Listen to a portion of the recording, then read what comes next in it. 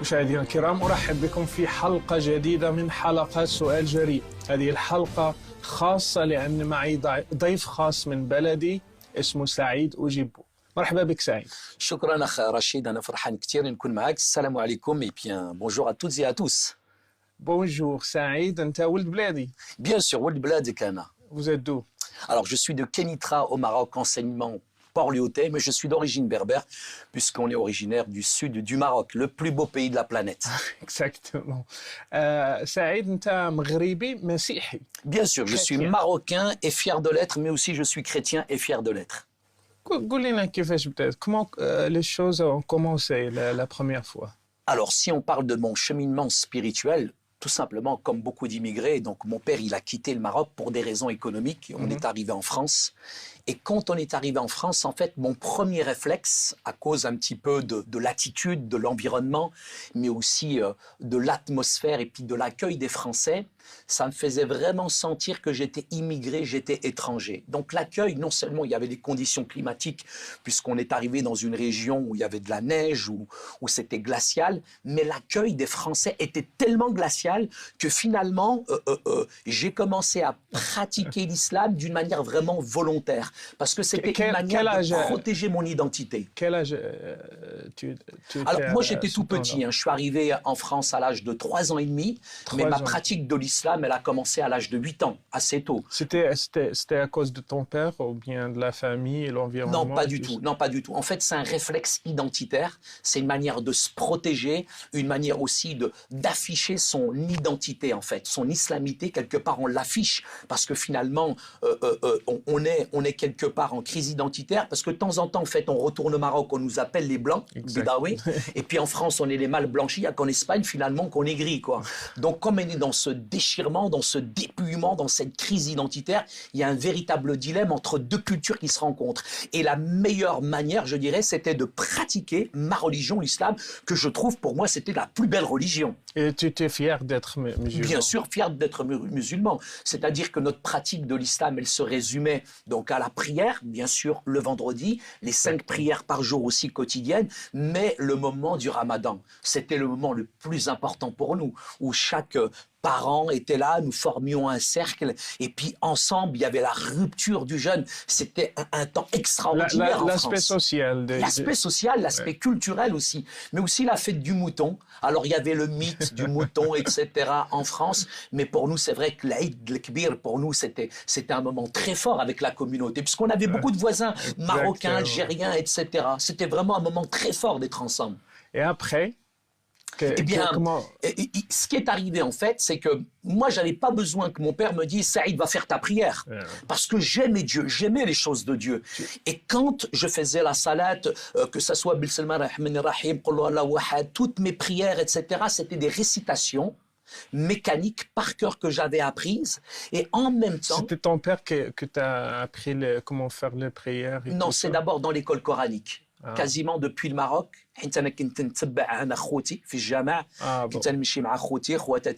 Donc tout petit, je me souviens, c'était sur de la terre battue. Je suis dans un bidonville au Maroc. J'accompagnais mes frères et sœurs. Et là, donc, on psalmodiait le Coran. C'est un rituel, c'est quelque chose de mécanique. Ça fait partie intégrante, je dirais, de l'éducation.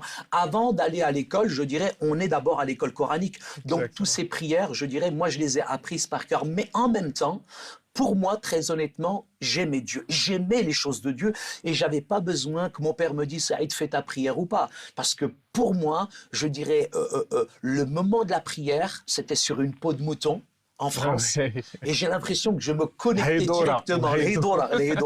Donc j'ai l'impression que je me connectais directement en même temps avec le Maroc. C'était une protection. Mais j'ai vraiment senti les limites finalement de la prière. Parce qu'arrivé un moment, je disais à mon père « Papa, est-ce que je peux encore prier ?» Mon père disait « Là, ça fait khallasti. Ça y est, t'as fait ta prière, t'as pas besoin de plus. » Mais honnêtement, sincèrement, à l'intérieur de mon cœur, j'avais envie d'une intimité, d'une relation avec Dieu. J'avais vraiment envie de communiquer, de parler avec Dieu. Et mon père me dit « Non, khlas. » Et honnêtement, j'avais l'impression que mes prières dépassaient pas le plafond. Pourquoi ce sentiment? Tu t'es pas satisfait de seulement faire les prières et tout ça? Pour moi, effectivement, il y avait comme une insatisfaction C'est-à-dire que c'était des prières qui étaient rituelles, mécaniques, des récitations. Il y avait une forme, c'est vrai, d'adoration, mais en même temps, il n'y avait pas d'intimité avec Dieu. Par exemple, je ne pouvais pas dire librement à Dieu, je t'aime. Et c'est quelque chose qui est complètement contradictoire. C'est-à-dire qu'en même temps, il y a cette forme d'adoration, mais en même temps, j'avais l'impression que la Livebox ou la Wi-Fi spirituelle, elle était en panne quelque part. Il n'y avait pas de connexion véritablement avec le ciel. Et à l'intérieur de moi-même, j'étais pas satisfait. Donc je disais à mon père, mais justement, papa, j'ai prié, mais je veux encore prier. Il me disait, non, ça y est, khalasté, c'est fini, t'as fait ta prière. Ouais. Et j'ai senti vraiment les limites, je dirais, dans l'adoration, je dirais, dans la contemplation, dans le fait de vouloir vraiment saisir Dieu, de communiquer avec lui, j'étais limité. Est-ce que ça t'a poussé à chercher plus encore, peut-être il y a d'autres religions, d'autres formes, d'autres chemins à Dieu? Ce qui a développé en moi cette recherche ardente de Dieu, c'est que j'ai posé, parce qu'on est quand même petit, on se pose des questions métaphysiques, etc. Et je me posais cette question et je me disais, mais si je viens à mourir, où est-ce que je vais après la mort? Et ça, c'est très honnêtement, c'est quelque chose qui me hantait, c'est quelque chose qui vraiment à l'intérieur de moi me perturbait, parce que je me disais, mais si je viens à mourir, j'aimerais tellement être avec Dieu, j'aimerais tellement être dans son paradis, dans cet univers-là. Ouais. Et mes parents, j'étais tout petit, j'avais 8 ou 9 ans, j'ai posé la question à mes grands frères, j'ai posé la question aux gens autour de moi, ils me disent Allahu A'lam, Dieu seul le sait. Exactement. Et moi je me disais, mais finalement, je suis dans un train, je suis en train de tourner en rond toute ma vie et je sais même pas où ce train a réhatné. Je sais même pas où ce train va me déposer. Et à l'intérieur de moi, je me disais, c'est pas possible. Nous, en tant que musulmans, nous avons la plus belle, la plus grande des religions dans le monde et on sait même pas finalement si nous sommes sauvés ou pas. Et cette, je dirais, question de l'assurance du salut, pour moi, elle était primordiale. Pourquoi je suis sur Terre? Si je suis sur Terre, c'est vraiment, en tout cas pour moi, pour savoir où je vais. Sinon, à quoi ça sert de pratiquer une religion? Wow. Donc, tu t'es vraiment, tu t'es pas content de savoir qu'il n'y a pas d'assurance dans l'islam. Non seulement il n'y avait pas cette assurance du salut, et je respecte l'islam, au niveau théologique, au niveau coranique, aucun musulman sur cette terre ne peut dire qu'il a l'assurance de son salut. Et pour moi, c'est un véritable gouffre, c'est un véritable choc. Et la deuxième chose pour laquelle véritablement j'étais quand même perturbé, je m'interrogeais, pour moi c'était vraiment un questionnement très important, c'est de rentrer dans cette communion, dans cette relation avec Dieu. Ça, c'est important pour moi. C'est vrai que la religion est belle. La religion est belle, elle est impressionnante. Il y a de bons principes de moralité. Il y a des choses, je dirais, sur licite, l'illicite, le halal ou le haram, etc. Je dirais, en apparence, la forme est très belle. Mais en même temps, à l'intérieur, je m'excuse, mais j'étais comme une carcasse vide. Khawi el-dakhl. J'étais vide à l'intérieur de moi. Donc pour moi, c'était vraiment essentiel de connaître la vérité. Et donc, comment tu as fait pour trouver l'assurance, pour trouver le salut, ou bien de trouver cette relation que tu as cherchée avec Dieu, la relation intime? Bien sûr. Alors, tout simplement, quand on quitte son pays, c'est un déchirement. C'est difficile, l'immigration. Et quand on arrive en France, on est étranger, on est perturbé, on est mal accueilli. Et malheureusement, j'ai connu en France le racisme, les discriminations discrètes ou ouvertes, où finalement, à l'intérieur de nous-mêmes, finalement, on est cassé, on est brisé parce qu'on nous renvoie une image qui est négative et ce dénigrement finit par être intégré en même temps, intériorisé et de plus en plus, je ne pratiquais pas un seul islam parce qu'il n'y a pas un islam, il y a plusieurs islams. Exactement. Bien sûr, il y a l'islam de mes parents, un islam traditionnel que je respecte, mais comme en même temps, on subit l'échec scolaire, on subit les discriminations, le racisme, on est plus dans ce qu'on appelle un islam de l'exclusion. Et cet islam de l'exclusion m'a petit à petit basculé dans ce qu'on appelle l'islam radical. Je me suis radicalisé avant beaucoup de personnes. Pourquoi? Parce que j'étais influencé par le contexte géopolitique. J'étais influencé, je dirais, par le conflit israélo-palestinien. J'étais influencé, je dirais, par tous ces États arabes qui sont en situation d'infériorité. Et ça, à l'intérieur de moi-même, il y avait comme une révolte. une véritable violence qui ne se voyait pas en apparence. Mais à l'intérieur de moi-même, cette violence, elle était réelle. Non seulement la violence des médias, non seulement la violence du contexte géopolitique, mais aussi la violence parfois de l'atmosphère des quartiers en France où c'est vraiment violent. Donc, tu veux faire le djihad, tu voulais faire quelque chose contre quelqu'un, ou bien, je ne sais pas, contre qui Contre tous colère? les ennemis de l'islam. Pour moi, c'était important de combattre tous les ennemis de l'islam. Et le C'est- plus grand c'est qui, ennemi de les l'islam, pour ennemis moi, le plus d'islam? grand, c'était ceux qui luttaient contre l'Afghanistan. J'étais tout petit et quand je voyais ce conflit, quand je voyais les images à la télévision, j'avais qu'une envie, mais j'étais trop petit. J'aurais voulu mourir pour Dieu. J'aurais voulu m'engager et lutter contre les Russes parce qu'ils étaient en train de casser, de briser notre peuple en Afghanistan. Et c'est vrai que je vivais en même temps comme un Afghan dans nos quartiers. Je vivais comme un Palestinien dans nos quartiers. Et finalement, cette violence qui avait à l'extérieur a fini par être intégrée, intériorisée à l'intérieur de moi-même. Et cette violence, finalement, qu'est-ce que vous voulez que je devienne? Charline Gaz de la maison dans la prairie? Qu'est-ce que vous voulez que je devienne? Je suis devenu quelqu'un de violent, quelqu'un avec beaucoup de haine, avec beaucoup d'animosité. Et dans mon quartier, rien ne s'obtenait que par la ruse, le mensonge ou la violence. Et cette violence, elle est devenue mon identité, elle est devenue ma vie et je l'ai reproduit. Alors tout simplement, dans mon quartier dit sensible, je me suis battu contre un voisin où ça a déclenché une grande bagarre. Toute sa famille contre ma famille. Son père, il est venu, il m'a tapé, ma mère, elle est venue, elle l'a déboîté. Sa femme, elle est venue, elle a tapé ma mère. Mon père, il est venu, il a déboîté sa femme. Et ça a fait une émeute. Mais ma mère, je l'ai vue, elle a pris tellement des coups et des coups sur la tête, elle est tombée par terre. Et c'est là où les gendarmes, les pompiers, ils sont arrivés avec l'ambulance et ils ont transporté ma mère à l'hôpital. Et à ce moment-là, j'avais 13-14 ans, j'ai vu la violence qu'il y avait à l'intérieur de moi. C'est-à-dire que je voulais faire le bien, très honnêtement.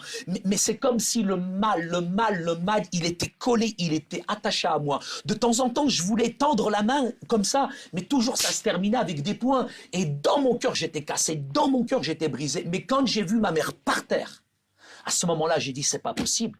Toute ma vie, toute ma vie, je vais être comme ça, je vais être violent. Et à ce moment-là, j'ai vraiment crié à Dieu. J'ai jamais crié à Dieu, hasha haram. Tu peux pas parler à Dieu directement. Ouais. Mais là, j'ai dit, Ya Rabbi, atiqni, aouni, Ya Rabbi, viens, aide-moi, libère-moi de cette haine, libère-moi de cette violence.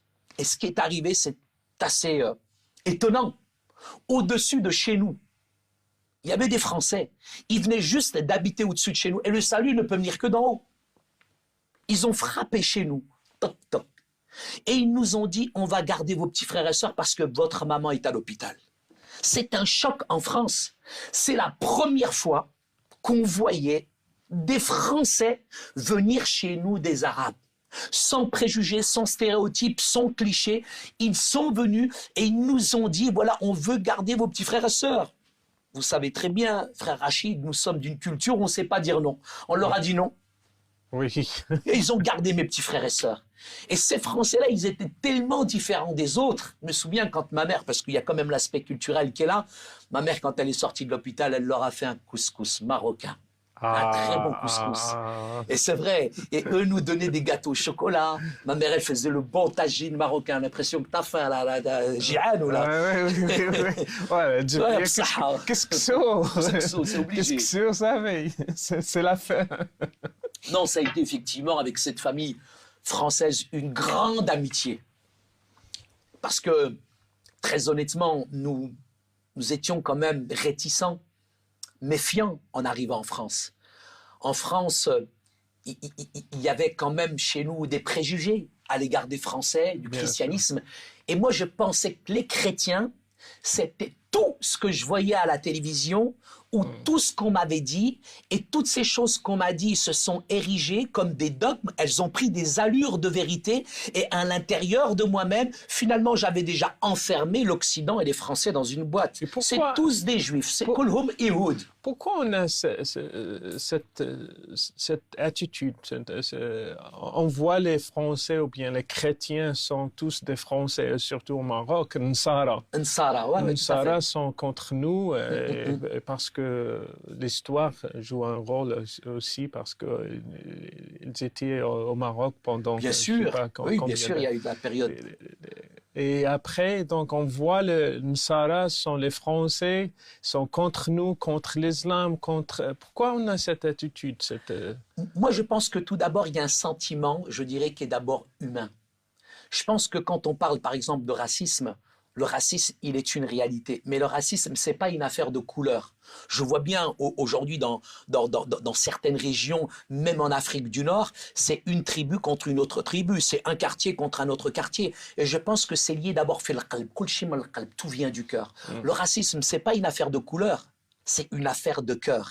Et je pense qu'à l'intérieur, il y a cet égoïsme. Il y a cet ego qui est là. Il y a la peur de l'inconnu, la peur de l'autre. Et c'est vrai qu'on parle du racisme toujours que dans un sens. Mais tout le monde, les uns et les autres, nous avons peur, je dirais, des uns et des autres. Alors, ce qui se passe pour moi, c'est que je pense à l'intérieur de nous, je dirais que parfois nous sommes influencés, je dirais par un courant, une idéologie politique, etc., où certains profitent d'une fragilité, d'une faiblesse pour essayer de nous séduire. Et souvent au nom de la religion, mais c'est plutôt au nom d'une idéologie politique, etc. et tout, je dirais pour influencer les gens. On est dans une société, frère Rachid, où aujourd'hui on communautarise, on catégorise, on met de plus en plus aujourd'hui les gens en opposition, et c'est le règne de l'khouf, la peur aujourd'hui. C'est la peur, mais je crois aujourd'hui dans un Dieu, très honnêtement, qui est venu sur cette terre renverser toutes les barrières sociales et religieuses et qui nous invite à vivre vraiment comme des enfants du Père. Et pour revenir à cette famille-là,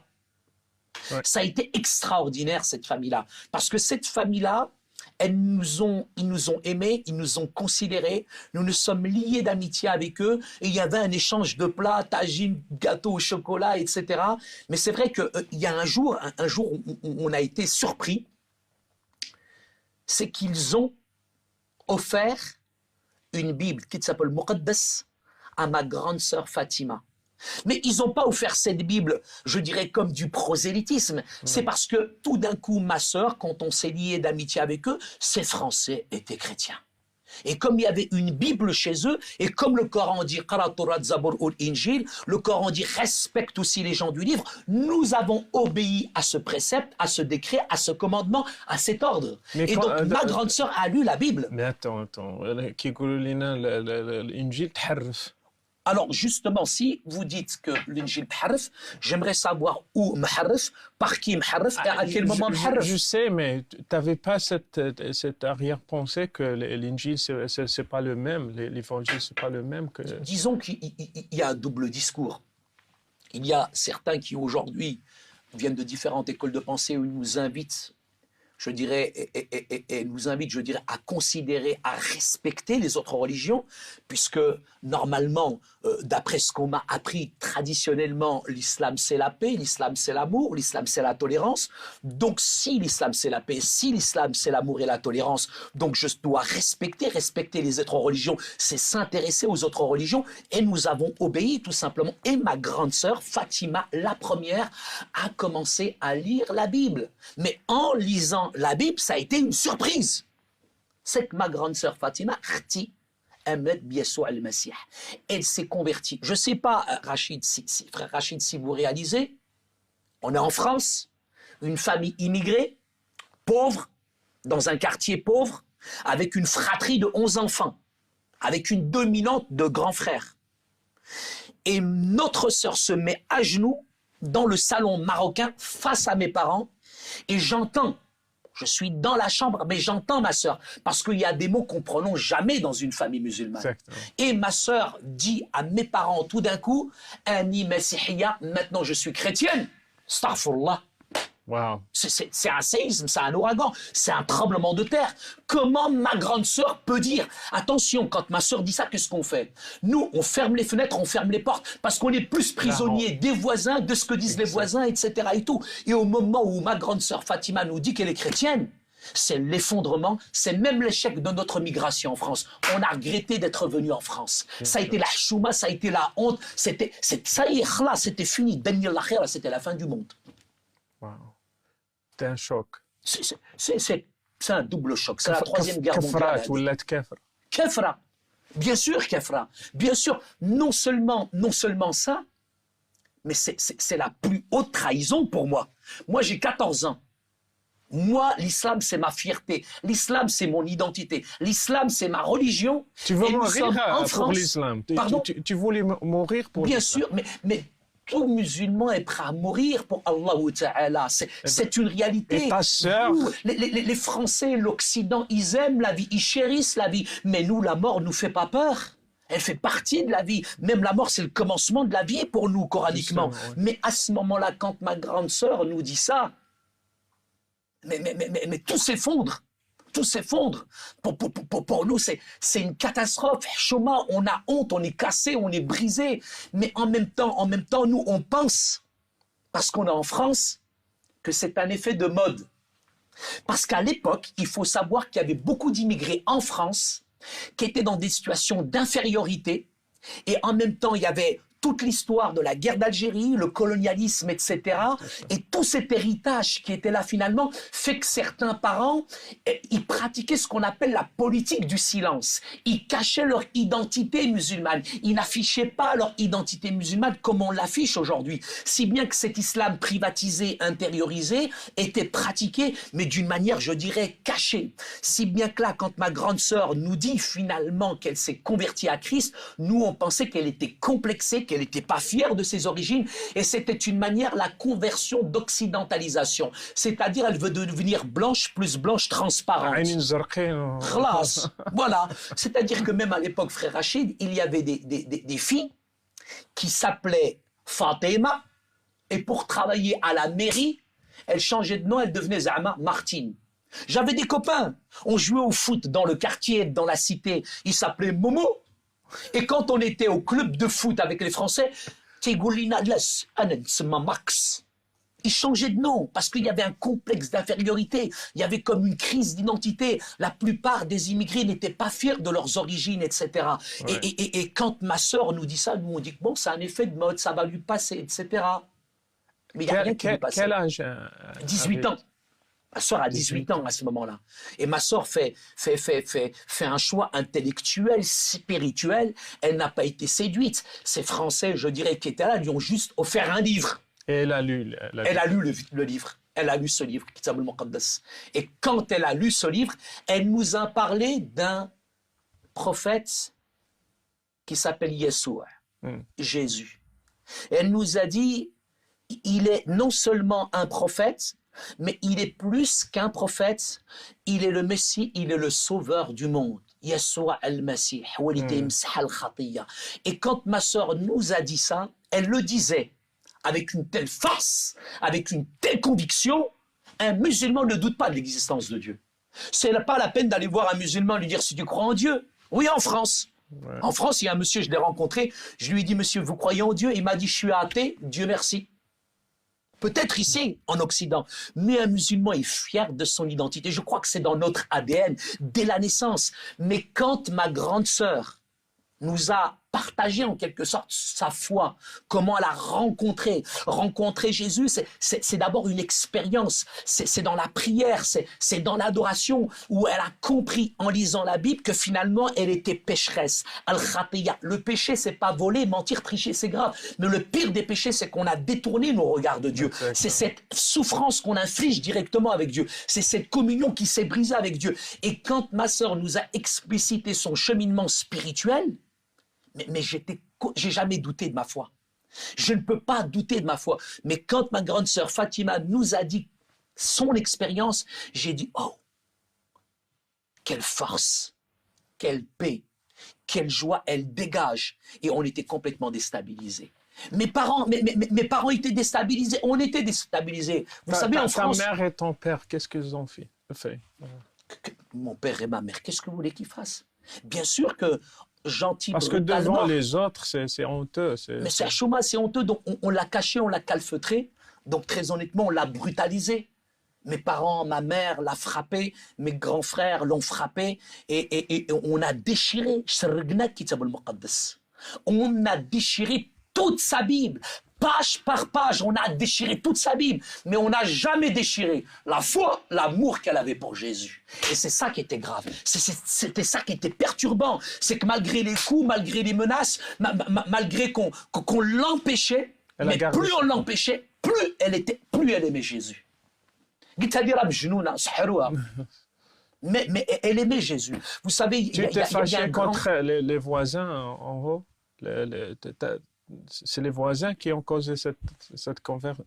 Je pense pas. Non, ça n'a rien à voir avec les voisins. Ouais, ils ont donné la Bible quand même. Ils ont donné la Bible, mais c'est pas eux, je dirais, le déclenchement de cette conversion, ce sont pas les voisins. Je pense, moi, comme ma sœur, comme des millions aujourd'hui, c'est que dans le cœur, c'était le désert Sahara. C'était la sécheresse spirituelle. C'était à l'intérieur d'elle, je dirais, comme un brisement. Et ma sœur aspirait à cette relation avec Dieu. Elle aspirait véritablement aussi à l'assurance de son salut. Et quand elle a fait cette expérience-là, c'est vrai que c'est d'abord elle-même qui a choisi. Elle a 18 ans, elle est majeure, elle est vaccinée, j'ai envie de vous dire. Mais en même temps, dans son cœur, elle est consciente du choix qu'elle prend. Parce que c'est pas n'importe quel chemin. C'est, en plus, pour une fille musulmane, c'est pas n'importe quel chemin. Mais tellement cette rencontre, elle est bouleversante, tellement cette rencontre, elle est forte, on peut plus faire marche arrière. À ce moment-là, mes parents, tout simplement, décident de la laisser tranquille parce qu'ils pensent que ma sœur, dans les mois, dans les années, finalement va changer et qu'elle va revenir finalement à l'islam. Mais c'est tout l'inverse qui se passe. C'est que ma sœur, elle est davantage, je dirais, il y a un grand soufi d'islam qui disait « Celui dont la maladie s'appelle Jésus, il ne pourra jamais en guérir ». Et c'est la réalité pour ma sœur. Ma sœur, j'ai envie de vous dire, ma sœur, elle est tellement éblouie par Yeshua al-Masih. Elle est subjuguée par la figure du Christ. Elle est tellement envahie, je dirais, par le message de la Bible, qu'elle le vit, ça se voit. Elle n'a même pas besoin de parler, ma sœur, elle n'a pas besoin de parler. Elle est rayonnante, elle dégage une paix extraordinaire. Et ça dérange. Parce que spirituellement, on le sent, ça dérange, ça nous dérange à l'intérieur de la maison. La Bible, elle est là, elle est en train de la lire, et c'est comme s'il y avait une force qui se dégage finalement de ce message. Et quand ma sœur devient chrétienne, je peux vous dire, ma grande sœur, c'était avant une lionne, une tigresse. Et tout d'un coup, ma sœur, elle se transforme en agneau, elle dégage une paix, elle est souriante, et elle est aimable. On se dit, mais qui il est ce Jésus? Wesh Nabi. Est-ce qu'il est prophète? Est-ce qu'il est Messie? Ou alors finalement, est-ce qu'il est le sauveur? Moi, je me pose cette question. J'ai 13-14 ans et je commence à douter de ma propre foi et je me dis, mais qui est ce Jésus pour qu'elle résiste aux coups, aux menaces, à la persécution? C'est que vraiment ce Dieu-là, il a quelque chose à donner. C'est pas possible. Et cette conversion, est-ce que tu as amener ou ramener les questions que tu avais avant, la question de la paix, la question de relations intimes, la question de l'assurance et tout ça, est-ce que... Mais complètement, c'est-à-dire que là, il y a tout qui surgit. Là, tu as ta sœur qui a cette assurance, ça se voit dans son visage. Ma sœur est une menace. Je suis partagé par ce double sentiment de haine, de rejet, parce que ma sœur nous trahit et en même temps j'envie ce qu'elle a. Je veux être comme elle. Je désire ce qu'elle dégage. Mais en même temps, je la hais, je la déteste. Je suis pris à l'intérieur de moi-même contre la haine, contre le mépris. Et en même temps, il y a je l'aime et en même temps, j'ai pitié pour elle. Mais en même temps, je désire ce qu'elle a. Mais j'ai peur. Ana kheft. Bien sûr. J'ai peur de trahir mon pays parce qu'en trahissant ton pays, tu trahis ta religion, tu trahis ta famille, tu trahis plus de 1400 ans d'histoire. Et pour moi, il y a un dilemme, il y a un combat à l'intérieur de moi-même. Et là, encore pire, c'est que d'un seul coup, il y a ce sentiment de vouloir être comme ma soeur, mais en même temps, non, haram, hasha, je peux pas être un kafir, je peux pas. Mais, qu'est-ce qui se passe? C'est que je suis tombé dans un piège. En fait, ma mère, un jour, parce que vous savez très bien, frère Rachid, nous sommes en France. Et en France, aujourd'hui, on ne peut plus regarder même la télé en famille, hachak, où il y a des principes de moralité qui n'existent plus. Et nous, en tant que Nord-Africains, venant d'un arrière-plan musulman, bien sûr, il y a, je dirais, une certaine pudeur. Donc, c'est une fille en France, et le fait que ma sœur parfois même fasse la bise à des Français, mais c'est une honte, c'est la chouma. Donc mes parents, ma mère me missionne, elle me demande de faire l'espion. Et elle me dit, tu vas suivre ta sœur et tu vas voir اش تتعمل اش تفعل اش تدير. وقالت لي تبعها وشوف فين هي غاديه. دونك انا تبعت اختي مشيت وكنت نتبع حتى هي دخلت في واحد الباب. Elle est rentrée dans cette porte et quand elle est rentrée dans cette porte انا تبعتها واحد الحد في الصباح. Et quand je suis rentré دخلت انا في كنيسه. استغفر الله. C'est la première fois, à 14 ans, que je suis rentré dans une église. Bien sûr. فاش دخلت انا في هذه الكنيسه هذه quand je suis rentré dans cette église خديت هذاك الكتاب ديالهم وتخزنت وانا كنت نسكانيهم. J'étais en train de les étudier. نشوف استغفر الله هاد المسيحيين الكفار. J'étais choqué. J'étais choqué parce que pendant des années on m'a dit les chrétiens ils vont aller en enfer, les chrétiens, ils sont dans l'erreur, les chrétiens, c'est nous qui avons la vérité. Ou avec le sourire, ils vont aller en enfer. Joyeux, ils vont aller en enfer. انا كنت mais comment انا فاش غادي دخلت هذه الكنيسه شفتهم اصحابنا عندهم الريزو مع السماء الوفي سبيريتوال خدامه عندهم الاخر تيتكلم مع الرب بحال الا هو هنايا. Il parlait avec Dieu. Alors que c'est ce que je recherchais quand j'étais petit. Il parlait avec Dieu comme si Dieu était là. Il n'y avait pas d'intermédiaire. Il disait simplement des prières. Notre Père, nous t'aimons. Nous te demandons pardon pour nos péchés. Nous t'aimons. كيفاش؟ هو تيتكلم مع الرب وانا شكون انا؟ C'est frère Rachid, c'est choquant.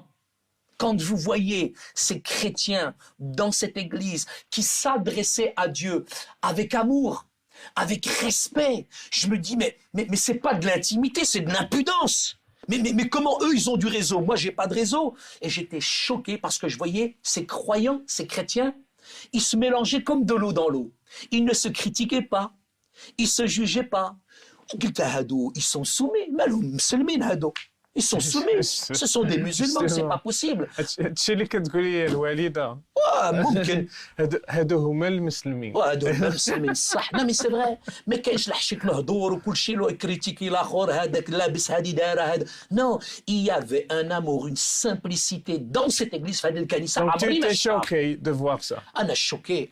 Pendant des années on m'a menti, on m'a dit que les chrétiens c'est des mangeurs de cochons, c'est des buveurs, c'est des débauchés, etc.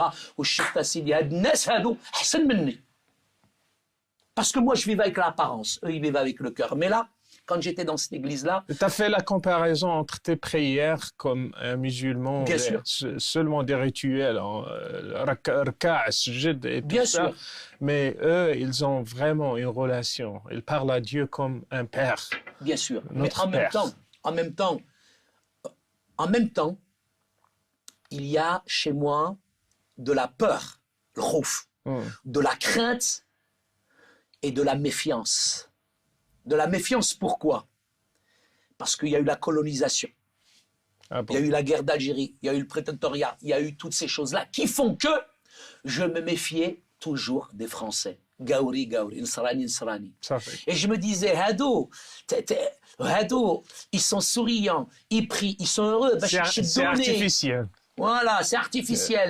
C'est pour mieux pour m'avoir. Moi, c'est des sectes chrétiennes pour mieux m'avaler moi. Déjà là, بجودو اختي بغاو يدخلوني انا. دونك انا كنت نسكانيهم، انا كنت نشوف فيهم، جيت اون تران دي زيتودي سكانير ديالي مشى في الكنيسه وتيدور. علاش؟ حيت انا خايف. انا frère Rachid, je peux pas me laisser séduire comme ça. On va pas c'est impossible. Un arabe reste un arabe. Tu vas pas me détourner de ma religion parce que ma religion c'est la meilleure. Non, j'étais fier, l'orgueil de ma religion. Donc je pouvais pas me laisser séduire comme ça. Jamais de la vie. Donc qu'est-ce que j'ai fait? La vérité. Quand j'ai vu ma sœur et que tout se passait bien, هربت من الكنيسة. Mais فاش هربت من الكنيسة شدوني شي عزوزات des vieilles dames françaises là هادوك جراو عليا. C'est la première fois qu'elles voyaient un arabe dans une église. وجراو عليا يقول viens ici il y a le petit marocain. وانا في فرنسا عايش في فرنسا انا لو راسيسم جو كوني انا لو قاوري فاش تهز يدوا عليا باش يضربني وهادو جاو لعندي وتيقول لو بتي ماروكان انا عبر لي مشهد المحبه كي شفتها في الكنيسه هذه. J'ai jamais vu des gens m'aimer comme on m'a aimé dans cette église. La première fois que je me suis senti aimé en France, c'est pas au commissariat de police. L'église. C'est dans une église qu'on m'a aimé, que j'ai senti la chaleur, que j'ai senti véritablement l'amour en France. C'est nulle part ailleurs dans cette église. J'ai senti le vrai amour. وهاد العزوزات هادو عجوزات. هاد العجوزات هاد العزوزات هاد الشرفات هادو نسيتي الدارجه انا سعيد. الدارجه ديالي مشات ضعيفه مسكينه انا الدارجه عندي ديال السبعينات انا تضحك عليا نعطيك طريحه انا اعطيتهم هم عطاوني كتاب المقدس اوكي. يمودوني بيبل انا خديت هذيك لا بيب فرحان. Pourquoi? J'ai pris cette Bible pour une raison, pour trouver toutes les erreurs à l'intérieur. وبديت انا من لا جونيز ومشيت اون اكزود طول حياتي وفاش لحقت انا الانجيل راسي راه طردك ما تيت elle a explosé. فاش لحقت انا T'as الانجيل lu toute la Bible. j'ai lu toute la Bible. Pourquoi? Parce que je voulais sortir ma sœur de la chrétienté. Je voulais voir toutes les erreurs qu'il y avait dans la Bible. Pourquoi? Parce que je me suis dit, ça sera la meilleure manière de lutter contre le christianisme. Et à ce moment-là, j'ai commencé à lire la Bible tranquillement. J'ai tout analysé. Mais quand je suis arrivé à l'évangile, là, راسي راه تفرقع. واحد الراجل ما فيهش الخطية.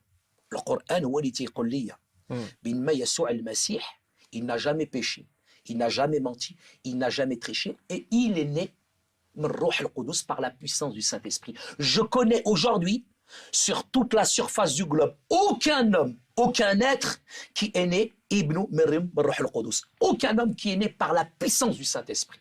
C'est impossible. Et en plus cet homme-là, il n'a jamais péché, il n'a jamais menti, il n'a jamais triché. Il y a des hadiths qui nous disent même le péché l'a même pas effleuré.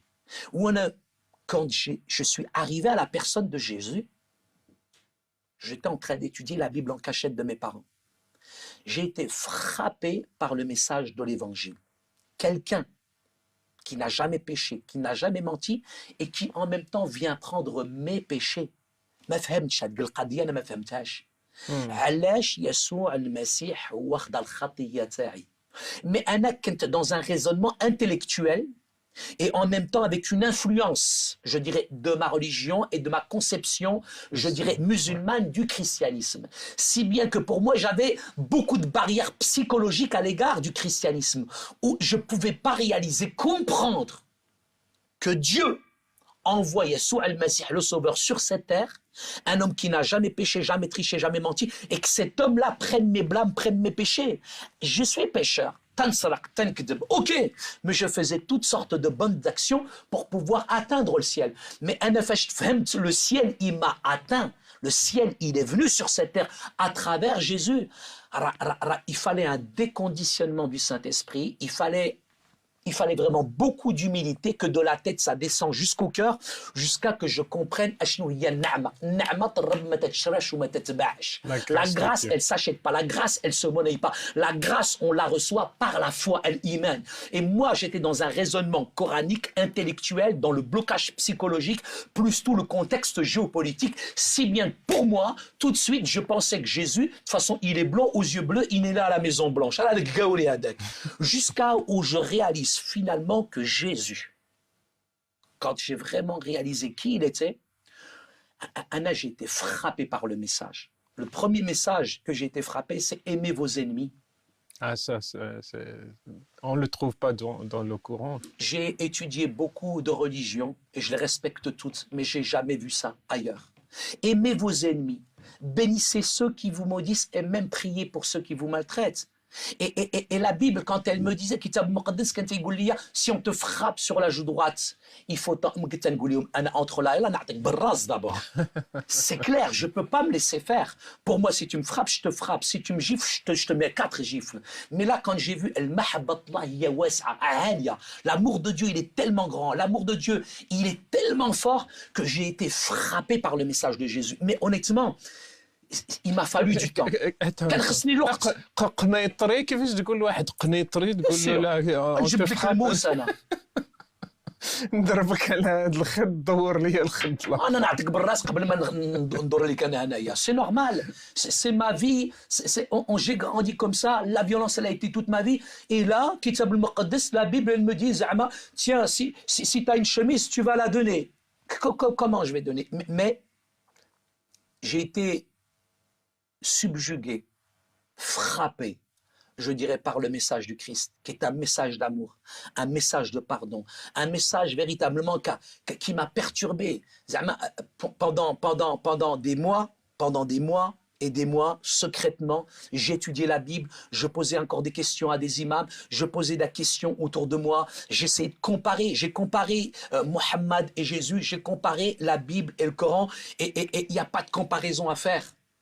Quand je suis arrivé à Yeshua al-Masih, à la personne de Jésus, j'ai été frappé par cet homme qui a été suspendu entre le ciel et la terre, et j'ai compris que ce n'est pas les clous qui l'ont gardé sur la croix, mais c'était le mahabba, c'était l'amour qu'il avait pour moi.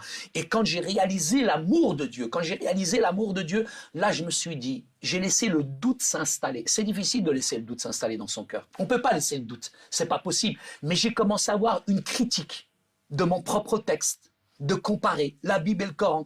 Et c'est là où... Tu n'avais pas de questions sur le fait que, par exemple, Jésus est le Fils de Dieu. Comment c'est une question, mais c'est une question qui est fondamentale. C'est une question qui est fondamentale. Mais frère Rachid, si vous êtes au premier étage d'une maison, et vous voyez votre fils que vous aimez en train de se noyer, qu'est-ce que vous faites? Je descends, moi. Vous allez descendre, mais pourquoi vous allez descendre? Pour le sauver. Pour le sauver, mais parce qu'on l'aime. Est-ce que vous pouvez me décrire cet amour? Personne ne peut décrire cet amour. Et là, vous êtes en train de me demander de vous expliquer l'inexplicable. Dieu s'est fait chair. Dieu s'est fait homme. L'amour de Dieu s'est fait chair. Dieu s'est fait homme. La parole, elle s'est fait chair. Elle est venue, elle a habité parmi les hommes. Mais les hommes, ils l'ont pas reçu à cause de quoi? Takabar, à cause de l'orgueil. Bien sûr qu'il est le fils de Dieu. Mais Hasha Haram, il n'est pas le fils de Dieu dans un sens charnel, mais c'est dans un engendrement spirituel. Ibnullah. Et quand on dit Ibnullah, Ibnu Mirmruh al-Qudus, mais en même temps, quand on dit Ibnullah, c'est pas charnel, c'est spirituel. Dieu s'est fait chair. Vous êtes au premier étage, voyez votre fils en train de se noyer, vous allez sauter et vous pouvez même pas me décrire cet amour. Et aujourd'hui, vous voulez me décrire l'amour de Dieu, vous pouvez m'écrire tous les livres que vous voulez. Personne ne peut décrire Mahabbatullah, tellement elle est grande. Tu le sais, comme musulmans, on nous dit toujours Hasha, Hasha, Allah. Bien sûr, Comment ça se fait qu'elle a un fils? Bien sûr. Donc, comment tu peux expliquer ça à un musulman comme toi à 14 ans? Dieu a un fils. Pour moi, ce qui est important, c'est de vous dire que Dieu avait une solution, il avait un plan. Depuis le commencement, quand Adam et Ève ont péché, Dieu les a recouverts de la peau d'un animal. Et quand il les a recouverts de la peau d'un animal, ça c'était le symbole d'un sacrifice. Dans le sang, il y avait la vie. Quand Abraham a voulu égorger son fils, là encore, on a le symbole du sacrifice. Mais quand Jean le Baptiste, c'est 2000 ans, c'est pas il y a pas longtemps, 2000 ans, quand Jean le Baptiste va voir Jésus, il va dire, voici l'agneau de Dieu qui ôte le péché du monde. Frère Rachid, il fallait quelqu'un de pur, quelqu'un de parfait, qui vienne sur cette terre pour prendre nos péchés, prendre nos erreurs. Et cet être suprême, Allah ou Ta'ala, que vous le vouliez ou pas, peut-être ça rentre pas dans nos têtes, ça rentre pas dans notre raisonnement, parce que la Bible, Kitab al-Muqaddas, qu'est-ce qu'elle dit? Celui qui s'élève, quand la connaissance s'élève, quand la réflexion s'élève, eh bien, finalement, on peut pas comprendre ça. Mais si tu viens avec un cœur humble, si tu demandes à Dieu de véritablement te montrer la signification du mot Fils de Dieu, Dieu peut te montrer cette signification. Aujourd'hui, tout simplement, moi, je crois, parce que c'est la Bible, Kitab al-Muqaddas, qui me le dit. Je crois que véritablement, Yeshua al-Masih, il est le Fils de Dieu, mais pas comme, je dirais, on nous l'a enseigné coraniquement. Exactement, Parce que je reviens à la Trinité. La Trinité coranique n'a rien à voir avec la Trinité biblique. La Trinité coranique, c'est Dieu, Marie et Jésus. Justement. Alors que la Trinité, je dirais plutôt chrétienne, c'est une triunité. Je dirais c'est le Père, le Fils et le Saint-Esprit. Allah wahad, Dieu, il est unique. Lam yalid wa lam yulad. Il n'a pas engendré, il n'a pas enfanté. C'est clair, Dieu n'a pas eu de relation, excusez-moi, charnelle avec une femme et lui un fils. C'est un engendrement, c'est un miracle, mu'jiza. Même le Coran corrobore ce que dit la Bible. La Bible qui est venue des siècles et des siècles avant le Coran, ils nous disent que c'est un fait miraculeux. Trouvez-moi un homme aujourd'hui sur cette terre qui est né par l'action du Saint-Esprit. Même Adam, il est né du souffle de Dieu et Mashir Ruh al-Qudus. Ça, c'est une grande différence. Et c'est vrai que ça, ces points-là sont cruciaux sur la question du Fils de Dieu, sur la question de la Bible, qu'elle n'est pas la parole de Dieu, mais plus on fouille, plus on cherche, plus moi j'ai été conforté. Je dirais que Kitab al-Muqaddas wa Kalim Allah. J'ai été frappé par ce message de la Bible et c'est cette Bible qui a commencé, parce que j'ai pas fini, cette Bible a commencé à changer mes sentiments, à transformer mon cœur.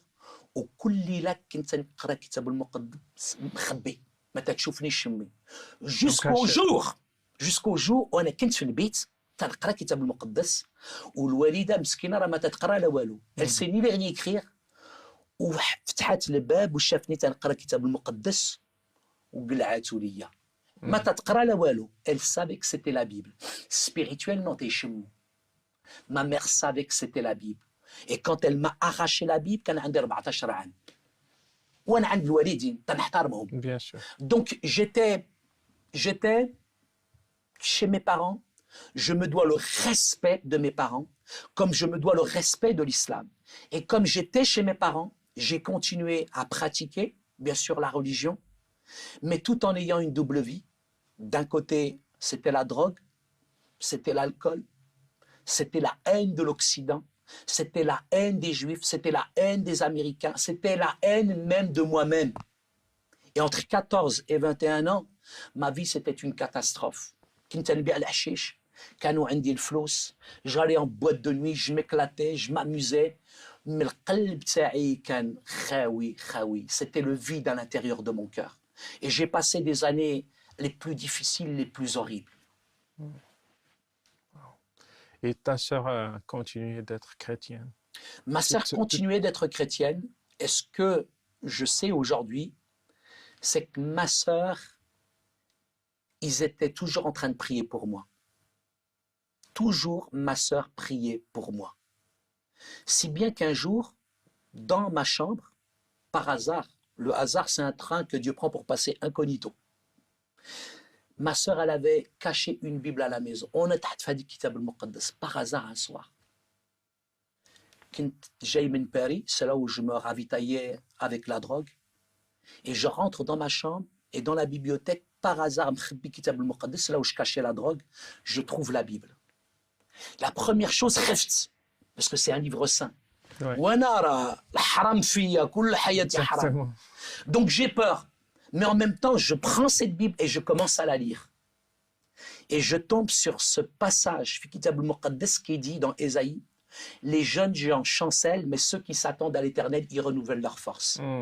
Un frère Rachid, là, je ne suis pas le charisme toc-toc, je ne suis même pas de la branche du soufisme. Je ne recherche pas les choses, vous savez, fantastiques, émotionnelles, ou les sensations, les pulsions. Je suis très cartésien, là, je suis devenu français. Comme saint Thomas, je crois, et tout ce que je vois, c'est tout. Mais là, en lisant Kitab al-Muqaddas, il y a comme une présence qui est rentrée dans la chambre. Comme une présence où quand j'ai touché ce livre qui est saint, et que j'ai lu la Bible, il y a comme une parole à l'intérieur de moi où je ne suis pas mystique, je ne suis pas un four, j'entends, et bien sûr cette voix, elle n'est pas audible, mais cette voix, elle me dit Saïd, je t'aime. Et là, Rachid, je pleure. Parce que je vois en quelques secondes ma haine, mon orgueil, mes péchés, la violence. Entre 14 et 21 ans, c'était la bagarre, c'était la violence, c'était le racisme, c'était les discriminations, c'était une double vie. J'avais de l'argent, j'avais des copines, des blondes, des brunes, des rouges, des vertes. Mais dans mon cœur, wallo, khlas, j'étais détruit à l'intérieur de moi-même. Et là, tout d'un coup, c'est comme un état de péché. Il y a un film qui passe devant tes yeux, il y a toute ta vie qui passe en quelques secondes. Au tret. Et j'ai vraiment dit à Jésus, Ya Sayyidina Isa, Ya Yassoua al-Masih, Aji a'taqni, aouni. J'étais détruit. Moralement, psychologiquement, intellectuellement, je tenais qu'avec la chiche. Et le jour-là, j'ai bien dormi. Je n'avais pas besoin de fumer la chiche pour dormir. Là, j'ai vraiment bien dormi. Et le lendemain, je me réveille, je vais au lycée. Et quand j'arrive au lycée, malheureusement, donc, il y a la police qui est là, la police de la drogue, ce qu'on appelle la police des stupéfiants, puisque je vendais de la drogue dans l'école où j'étais. Et quand la police, elle m'a attrapé, ils m'ont renvoyé de l'école. Et là, quand tu as ton nom dans le journal, tu deviens la chouma, tu deviens la honte de tes parents, de la famille, du quartier. Et j'ai commencé vraiment à demander à Dieu. Moi, j'avais besoin de personne. J'avais peur de personne. Et c'était ma vie. J'ai grandi comme ça, Debza, j'ai besoin de personne. Je ne suis pas quelqu'un de faible par nature. Et même la faiblesse, je l'aime bien. La violence, je l'aime bien. L'échec, je l'aime bien. Toute ma vie, ça a été un échec. Toute ma vie, ça a été de la violence. J'avais peur de personne. Mais là, pour une fois dans ma vie, j'ai dit, Dieu, aide-moi. Parce que je ne pouvais plus rien faire. J'étais comme au pied du mur. Pas par faiblesse, mais parce que je savais que si je continuais comme ça, j'allais mourir. Et à ce moment-là, quand j'ai crié à Dieu, j'ai dit Kitab al-Muqaddas, au Kitab al-Muqaddas, la Bible, elle est claire. La Bible, elle me disait, celui qui cache al-Khatiyya, celui qui cache ses fautes, il ne prospère point. Mais celui qui les avoue et qui les délaisse, il obtient rahma, il obtient la miséricorde de Dieu. Celui qui cache ses fautes, jamais il va grandir. Mais celui qui les confesse, la repentance, c'est confesser pas simplement avec la tête, avec les lèvres, mais avec le cœur. La repentance, c'est pas juste une espèce d'excuse du bout des lèvres, mais vraiment demander pardon à Dieu. Et là, à ce moment-là, quand j'ai vraiment demandé pardon à Dieu avec mon cœur, Dieu a complètement commencé à changer ma vie. Dieu m'a donné un lycée. Parce que je crois que Dieu y répond à la prière. Si tu demandes à Dieu quelque chose avec ton cœur, que c'est conforme à la parole de Dieu, c'est dans sa volonté et c'est pour ton bien, ton bénéfice, eh bien Dieu exauce la prière. J'ai demandé à Dieu de me donner un lycée alors que dans toute la région, j'avais ma réputation, frère Rachid. Tous les lycées me connaissaient pour la drogue, etc., la violence que je faisais partout. Les lycées ne m'acceptent pas. Il y a un lycée qui m'accepte. C'était juste à côté de celui qui était chez ma sœur Fatima. Ce qui fait que moi, j'allais au lycée du lundi au vendredi, et le samedi, Allah que tu m'ouvres, j'allais en discothèque, mais le dimanche matin, ma sœur, تتفيقني تعطيني بالرجل يلا هنود وتنمشي معها الكنيسة كل حد ولاني انا كيفاش نمشي للكنيسة samedi soir الله تموف تنكمي ومضايخ وتنمشي للكنيسة مع بنش دبلفي وتنسمع هذاك الباستور هذاك الفقيه تاعهم دائما تيقول شي كلمات وهذوك الكلمات تيجيو ليا النيشان وانا تنتخاصم مع اختي je me dispute avec ma sœur parce que je dis à ma sœur mais attends c'est pas la peine de raconter au pasteur ma vie d'accord et تقول لي انا ما قلت له والو تقول لي الروح القدس c'est le Saint-Esprit. C'était tellement précis ce que disait le pasteur, c'était incroyable. وانا وليت نفهم هذيك la double vie. Tu ne peux pas vivre ici sur cette terre toute ta vie double vie. Ça ne marche pas avec Dieu. Ouais. Arrive un moment, il faut que tu sois en règle avec Dieu. Tu peux tromper les hommes, tu peux tromper les gens de l'église, les gens de la mosquée, tu peux tromper tes parents, tu peux tromper ton environnement. Mais Dieu, Yassoua al-Masih, on ne se moque pas de lui. On ne trompe pas Jésus. Et arrivé à un moment, j'ai vraiment tremblé dans la présence de Dieu.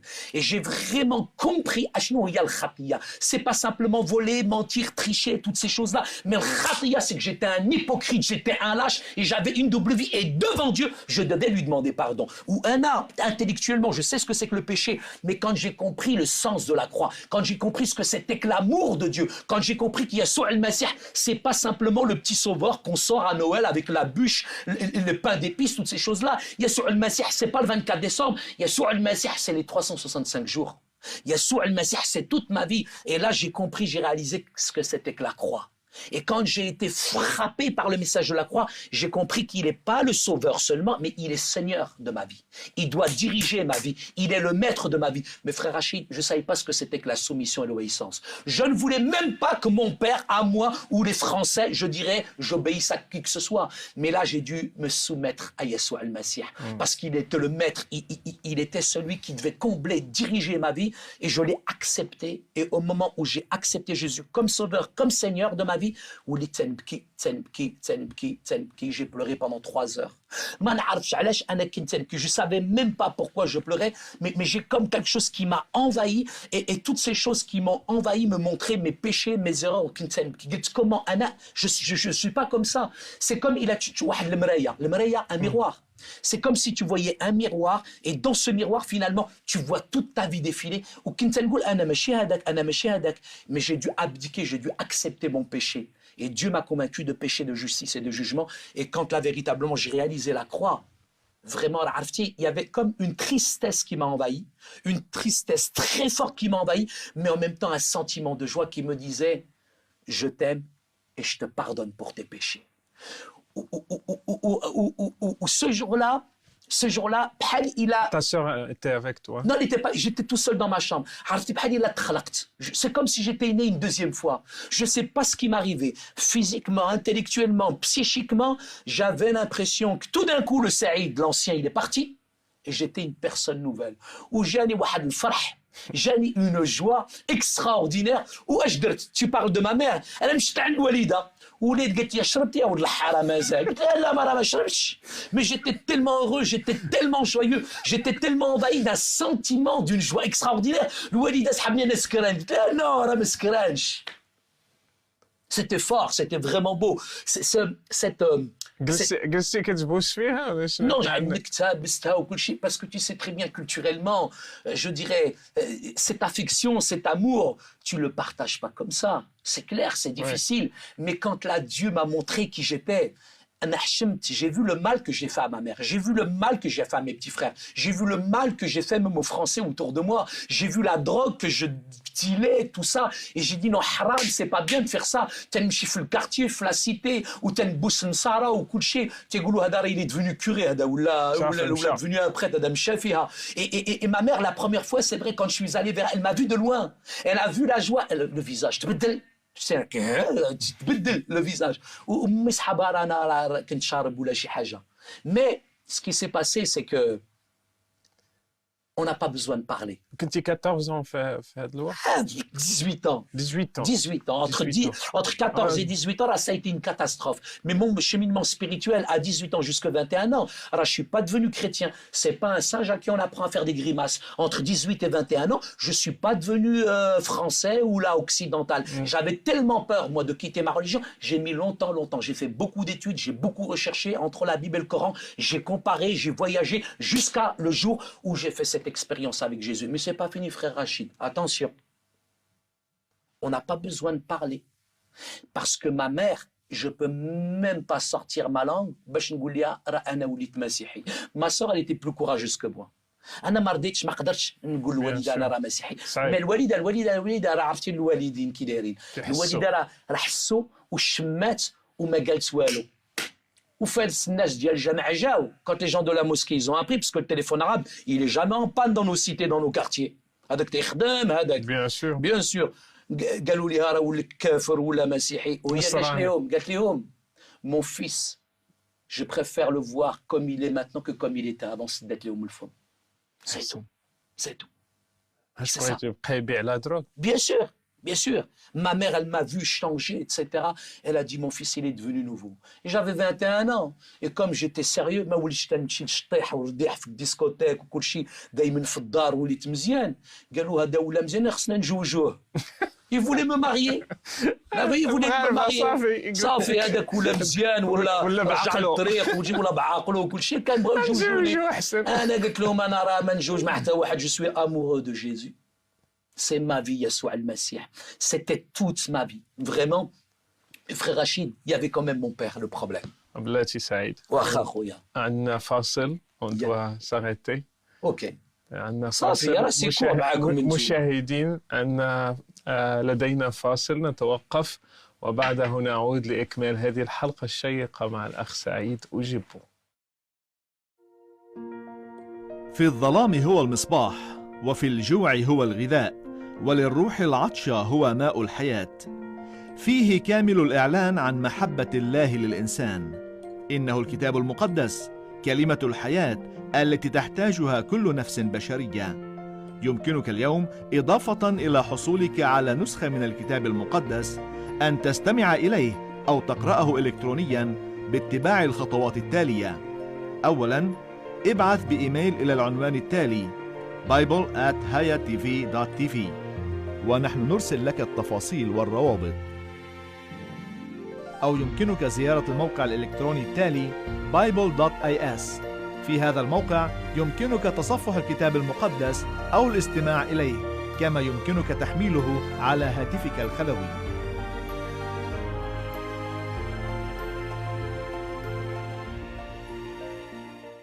عودة مشاهدينا لإكمال هذه الحلقة من برنامج سؤال جريء. Saïd, tu as commencé à parler de ton père. Donc, qu'est-ce qui s'est passé avec ton père?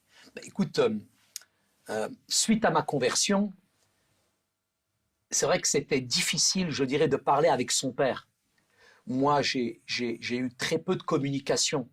Je dirais, mon père s'emmurait, je dirais, dans le silence. Je pouvais rester, je dirais, à l'intérieur de la maison pendant 1 an, juste en ayant des conversations qui sont formelles avec mon père. Et la relation père-fils, culturellement, est très difficile. Ouais. Moi, j'ai jamais regardé même mon père dans les yeux. J'ai jamais eu vraiment de véritable communication avec lui. Et je pense à un héritage, parce que mon père, c'est ce qu'il a hérité, c'est ce qu'il a transmis. Mais en même temps, il y avait des choses quand même dans ma famille qui me heurtaient, qui me gênaient, qui me perturbaient. J'ai vu beaucoup de violence. Mais quand je me suis converti, j'avais comme un sentiment de haine à l'égard de mon père, parce que c'était difficile, certaines choses que j'avais vécues. L'argent qu'on avait partait au Maroc pour des maisons dans lesquelles finalement on n'a jamais habité à l'intérieur. Ouais. Et nous, on était là dans une situation vraiment pauvre en France, si bien que dans mon cœur, j'avais cultivé beaucoup d'haine, beaucoup d'animosité à l'égard de mon père. Et alors que j'étais chrétien, j'allais à l'église, j'étais baptisé, mais je haïssais, je détestais mon père à l'intérieur de moi-même. Mais tu peux tromper une religion, mais pas Jésus. Ouais. Parce que Jésus, lui, il n'y a pas de double discours. Tu es obligé d'être authentique avec le Christ. Et Ruh al-Qudus, la puissance du Saint-Esprit, me mettait toujours en exergue, finalement, le conflit que j'avais avec mon père. Il savait que tu étais chrétien? Bien sûr qu'il le savait. Mon père, tout de suite, a vu le changement, la transformation. Mais c'est tabou. Pas parlé de ça? Non, c'est tabou. C'est tabou d'en parler. En même temps, il n'ose pas. Moi, j'ose pas lui dire, etc. et tout. Mais il y a des insinuations, etc. Mais il y a en même temps toute cette vie passée qui est terrible dans la débauche et cette transformation qui fait que finalement, voilà, moi, je suis pas quelqu'un qui vole, qui ment, qui trie. J'ai une situation, je travaille. En plus, bon, financièrement, j'aide mes parents. Mon père, il accepte. Mais en même temps, il n'y a pas de communication. C'est comme, je dirais, c'est comme si le téléphone, il était en panne entre nous, quoi. Alors, arrivé un moment, pendant 2 ans, j'ai lutté. Je me dis, mais je vais lui parler, je vais pas lui parler. Même ma langue, elle restait collée au palais parce que j'osais pas dire à mon père que j'étais chrétien. Mais il fallait que je lui dise. Mais il fallait que je lui dise d'autres choses. Donc j'ai commencé par prier et demander à Dieu de me donner la force d'aller parler avec mon père. Et parfois même, je faisais des périodes de jeûne où je ne mangeais pas, où j'étais vraiment... Le jeûne, c'est pas simplement, je dirais, la négation, je dirais, de la substance, je dirais mentalement, ou psychiquement ou physiquement, mais c'est plutôt cette relation qu'on a dans le jeûne. On n'avait pas ça dans l'islam. On n'avait que le ramadan. Le jeûne, c'est le ramadan. C'est être social avec les gens et manger ensemble et tout ça. Moi, le jeûne que je pratique aujourd'hui en tant que chrétien m'amène dans une autre dimension où c'est vraiment un temps de communion, de relation avec Dieu. Je ne suis pas simplement en identification émotionnellement avec tous ceux qui meurent de faim, mais parce qu'on peut être hypocrite avec ces choses-là. C'est peut-être la période où certains mangent le plus, parce qu'aujourd'hui, certains, le ramadan, c'est culturel, c'est commercial, c'est un peu comme le Noël aujourd'hui dans l'Occident. Ouais. Mais moi, dans ce temps de jeûne, il y avait cette intimité, cette relation et cette force que je recevais aussi en même temps. Et j'ai jeûné pendant pas mal de temps et Dieu m'a donné cette force, cette capacité, je dirais, d'aller voir mon père. Et j'ai mis 2 ans. Et quand je suis allé voir mon père, il était sur son lit d'hôpital, gravement malade. Et là, j'ai vraiment crevé l'abcès. J'ai ouvert mon cœur à mon père, et parce qu'on ne peut pas tromper Dieu ni son père. Et je lui ai dit, papa, je te déteste, je te hais, parce que j'ai vu beaucoup de violence. Que ça soit à mon égard, à l'égard de mon environnement, j'ai vu beaucoup de violence à la maison. Ça m'a marqué psychologiquement, intellectuellement, même ça vous empêche de grandir. Et j'avais toujours les coups, les cris, les sons qui étaient là. Et à l'intérieur de moi-même, je haïssais mon père à l'intérieur. Mais quand Jésus m'a dit, réconcilie-toi avec ton père, c'est dur.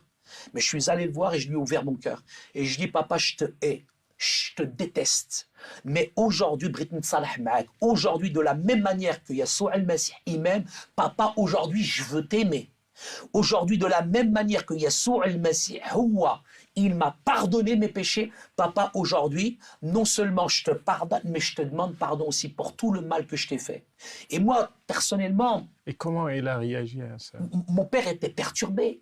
Mon père était bloqué. Mon père, jamais je me suis exprimé. On n'entend pas de son fils de dire ça jamais. Face à face. C'est clair. Mais moi, j'ai regardé droit mon père dans les yeux et je devais lui dire les choses. Je ne pouvais plus passer, je ne pouvais plus supporter. Il fallait vraiment que je lui dise les choses telles qu'elles étaient dans mon cœur. Mais quand je lui ai ouvert mon cœur, je lui ai expliqué certaines situations qu'on avait vécues, qui étaient difficiles, etc. Il les a reconnues. J'ai reconnu aussi mes fautes. Il a reconnu ses erreurs. Et à partir de là, moi, j'ai vu mon père pleurer.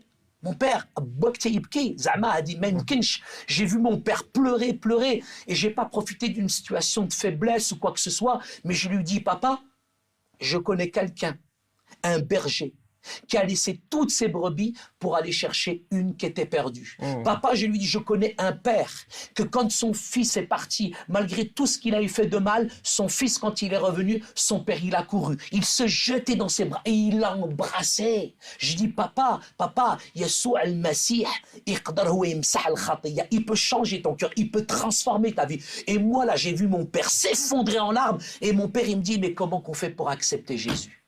Moi, j'ai eu peur. Et je lui dis parce que je voulais vraiment qu'il comprenne mon père. Je voulais vraiment qu'il réalise que la conversion, on se convertit pas on se convertit pas pour devenir français ou occidental. On se convertit parce que Jésus, c'est la seule solution. Il n'y a qu'un seul médiateur entre Dieu et les hommes, Yassoua al-Masih. Yassoua al-Masih,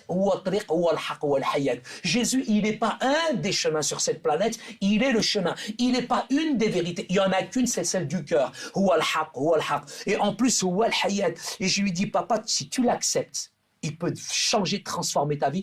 Et mon père a fait ce cheminement spirituel. Il a compris ça. Il a compris ça. J'ai pu parler, dialoguer avec lui, et ça a été un changement, une transformation. Moi, j'aurais jamais compris. Tu n'étais pas surpris, la réaction comme Bien ça? sûr. Il accepte sur place. Je me demandais justement s'il avait compris, réalisé. Mais quand j'ai vu mon père s'effondrer, vous savez, quand il y a cette présence de Dieu, quand elle nous touche, cette grâce particulière, cette irruption de la grâce, c'est quelque chose de formidable, de fondamental, de miraculeux. Et à ce moment-là, mon père, il m'a dit, mais moi aussi, je veux faire cette expérience. Et quand mon père a fait cette expérience, mon père, c'est devenu un père, où je l'ai serré dans mes bras. où je lui ai dit Ana Amri men qult al-bot nḥbek, papa je t'aime. Là j'ai on le dit pas serré chez mon nous. père dans les bras et je lui dis papa je t'aime. Et هو عنقني أنا عنقته. Et c'est devenu un véritable père pour moi, c'est devenu un frère pour moi, c'est devenu un ami pour moi. Et mon père, pendant, je dirais, des années et des années, nous nous sommes réconciliés. Et je réalise une chose, frère Rachid, c'est que la religion, elle nous éloigne de Dieu. La religion, elle nous éloigne finalement du Père. Mais la relation avec le Christ, elle nous rapproche de nos parents. Elle nous amène dans une dimension qui nous bouleverse, qui nous change, qui nous transforme. Parce que la religion, elle blanchit la surface, mais l'évangile transforme l'intérieur du cœur. La religion, elle prend l'homme aujourd'hui, elle le laisse tel qu'il est. Mais quand il y a Yeshua al-Masih, il vient dans un cœur, ce qu'il a commencé, il le termine. La religion n'a rien à voir avec la relation. Aujourd'hui, on peut croire et rester dans ses erreurs. Mais la foi, c'est de vouloir donner une nouvelle dimension spirituelle à sa vie. La foi, c'est pas de l'émotion ou de la sensation, mais la foi, c'est de croire ce qu'il y a dans les pages des Écritures. Au Kitab al-Muqaddas, Kalamullah, il me dit à celui qui croit, à celui qui le reçoit, il donne le pouvoir, la force, la capacité de devenir enfant de Dieu. C'est pour ça que la croyance et la foi n'ont rien à voir. C'est pour ça que la religion et la foi n'ont rien à voir. La religion et la relation avec Dieu sont diamétralement opposées. Aujourd'hui, pendant des années, je pensais que c'était en faisant toutes sortes d'œuvres que j'allais finalement atteindre le ciel. Finalement, je me suis rendu compte que finalement le ciel m'a atteint à travers Jésus et il m'a réconcilié. Jésus, il est venu renverser toutes les barrières sociales et religieuses et il nous invite véritablement à vivre comme des enfants du Père. Et Dieu, Yeshua al-Masih, il n'y a personne, aucun psychologue, aucun psychothérapeute, aucune thérapie, aucune politique, aucune religion ne peut changer un être humain.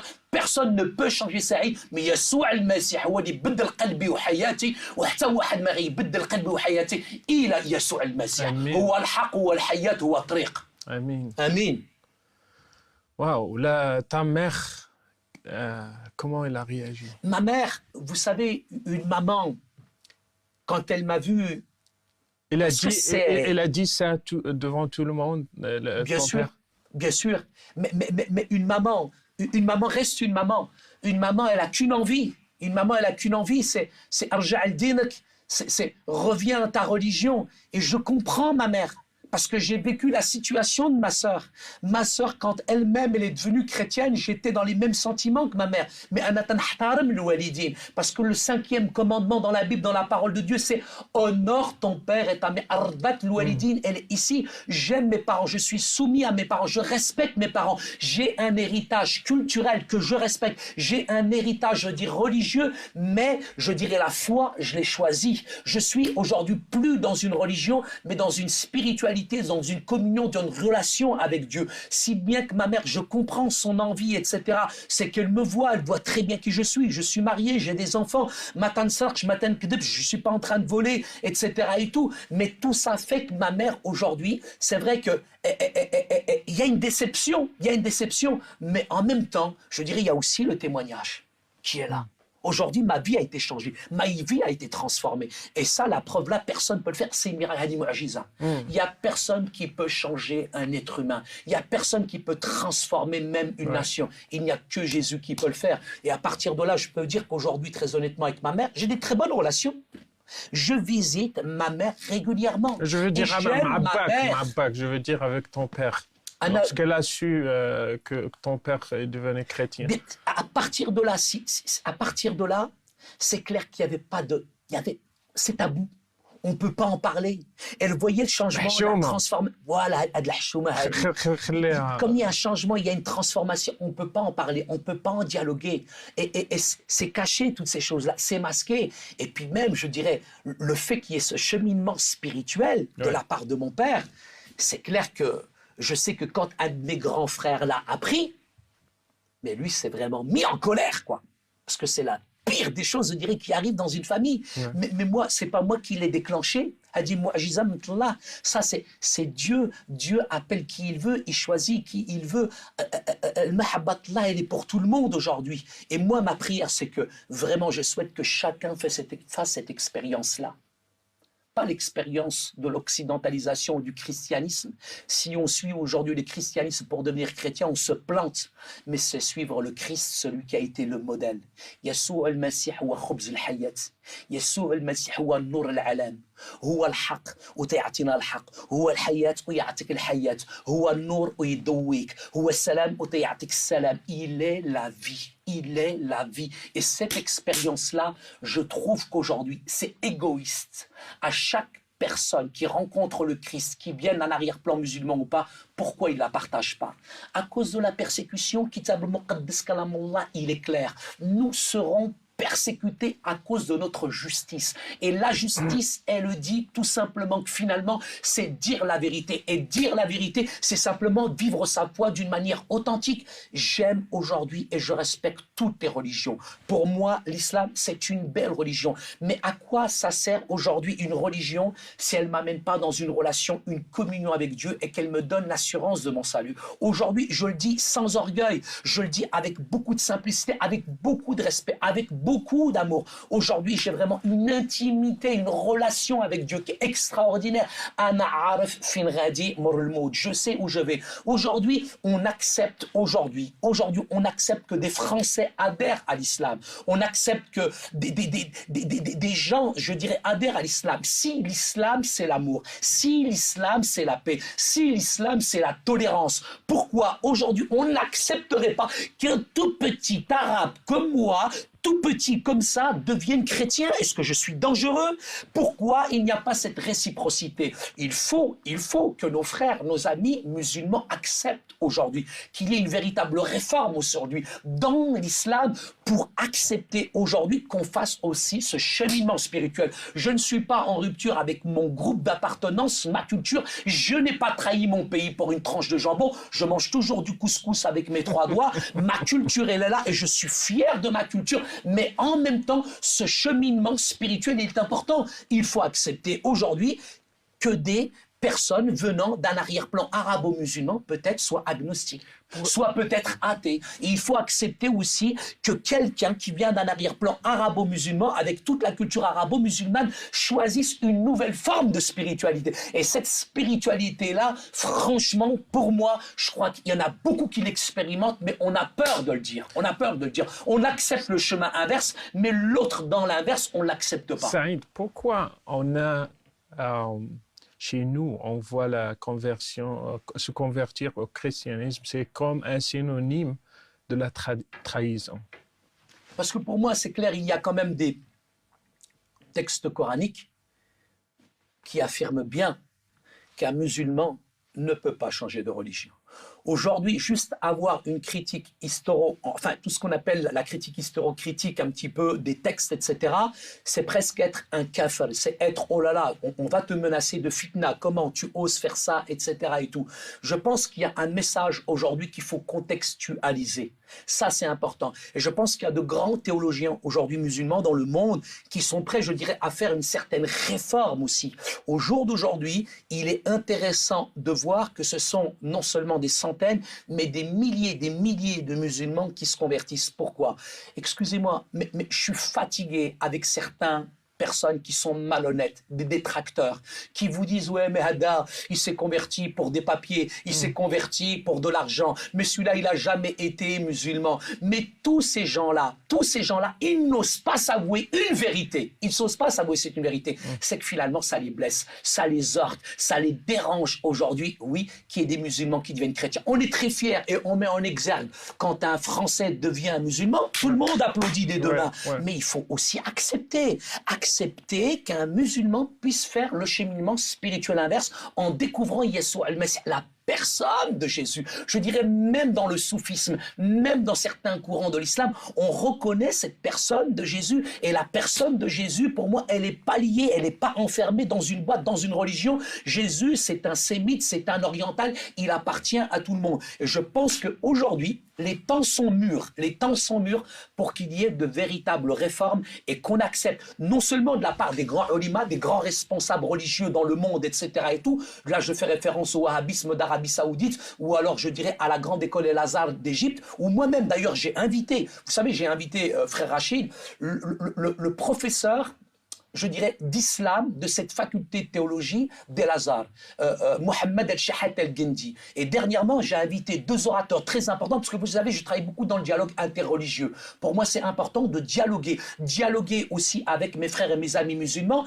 c'est un dialogue engagé, une conversation engagée dans le sens où je ne dis pas là maintenant dans ce dialogue que tout est beau, tout est rose, mais justement, je me mets d'accord dans ce dialogue sur les choses sur lesquelles on ne sera jamais d'accord. À partir de là, on se met d'accord. C'est ça le vrai dialogue. C'est parler avec nos différences sans nier qu'il y a des choses avec lesquelles on ne sera jamais d'accord. Et à partir de là, finalement, on peut faire un chemin, je dirais, ensemble, qu'on va peut-être évoluer. Et moi, je suis optimiste parce que je pense que vraiment, il y a aujourd'hui dans le monde vraiment une réforme, un courant de pensée, un changement qui se fait et de plus en plus de musulmans se convertissent, non pas pour des papiers, non pas pour une blonde aux yeux bleus, non pas pour de l'argent, parce que Yeshua al-Masih, il est la vie et qui nous donne véritablement cette liberté, cette communion avec lui. On a dit sur un journal marocain, Express, Oui, on a écrit un article sur toi, oui, j'étais fier, j'étais content. Saïd Oujibou, qui a vendu sa religion, qui était acheté par de l'argent et c'est tout.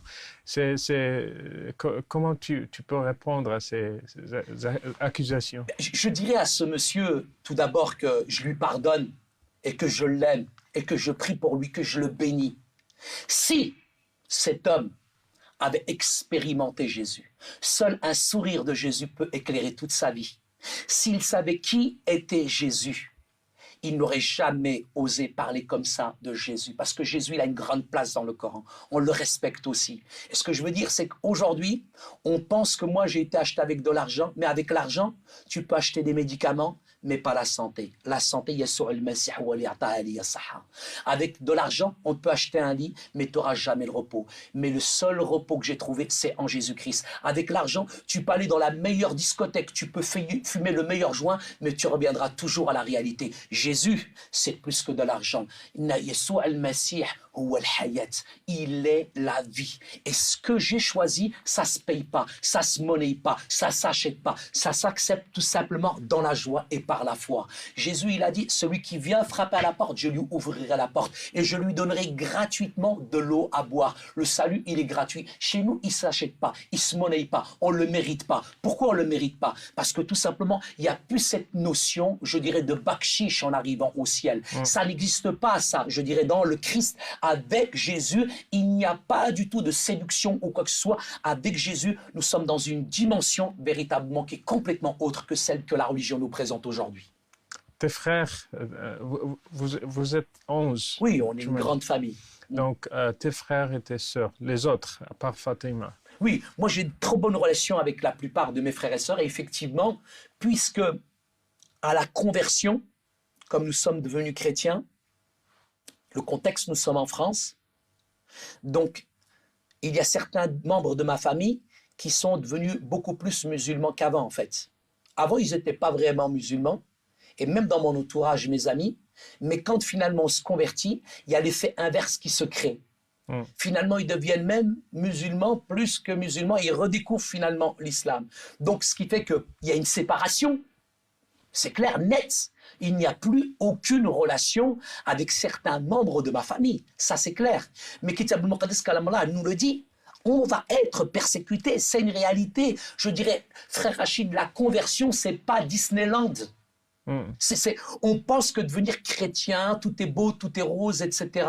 Mais même Yeshua al-Masih a été persécuté. Si on a persécuté Jésus, mais vous vous attendez à quoi? C'est clair qu'on est persécuté, mais la persécution, elle n'est pas simplement physique. Je préfère encore prendre un coup plutôt qu'on m'ignore pendant des années et des années. La pire des persécutions, vous savez, frère Rachid, elle est où?